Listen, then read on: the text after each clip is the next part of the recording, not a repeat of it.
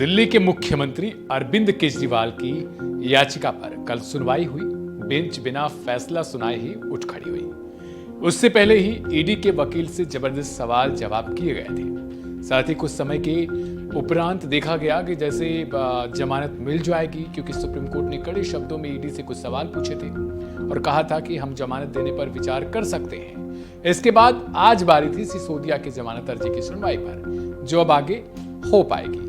दरअसल दिल्ली के कथित शराब घोटाले मामले में तिहाड़ जेल में बंद आम आदमी पार्टी के नेता और पूर्व डिप्टी सीएम मनीष सिसोदिया को जमानत के लिए अभी और इंतजार करना पड़ेगा, क्योंकि सीबीआई और प्रवर्तन निदेशालय यानी ईडी दोनों ने कोर्ट से जवाब दाखिल करने के लिए 1 हफ्ते की मोहलत मांग ली है। हालांकि कोर्ट ने दोनों को 4 दिन में जवाब दाखिल करने की अनुमति दी है। अब अगली सुनवाई कहा जा रहा है कि 13 मई को होगी। हालांकि सिसोदिया के वकील ने जांच एजेंसी द्वारा समय मांगे जाने का विरोध किया था और कहा कि 1.5 साल से ये जांच एजेंसियां काम कर रही हैं, जांच कर रही हैं। सुप्रीम कोर्ट को इन्होंने कहा था कि हम 6 महीने में ट्रायल खत्म कर देंगे। मनीष सिसोदिया के वकील ने आगे कहा कि ट्रायल कोर्ट के सामने जमानत याचिका को कई बार स्थगित किया गया था। सभी दलीलों को सुनने के बाद हाईकोर्ट की ओर से 4 दिन का समय दिया गया। साथ ही जज की ओर से यह भी कहा गया कि मैं मामले को सोमवार यानी 13 मई के लिए रख रही हूं। साथ ही जांच एजेंसियों को सोमवार तक अपने सारे जवाबों की कॉपी मनीष सिसोदिया के वकील को सौंपने का निर्देश दिया है। अब मामले की अगली सुनवाई 13 मई को ही होगी। बता दें कि सिसोदिया की याचिका राउज रेवेन्यू कोर्ट से कई बार खारिज हो चुकी है। वो कथित शराब घोटाले मामले में बंद है।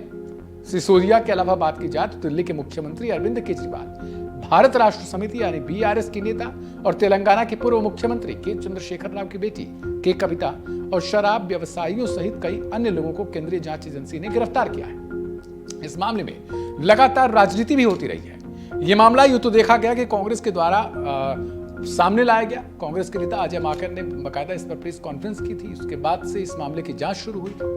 दिल्ली के एलजी ने इस मामले की जांच के लिए सिफारिश की। उसके बाद मामला जब जांच में आया तो उसके बाद धीरे धीरे इस मामले में एक परत दर परत खुलते चले गए।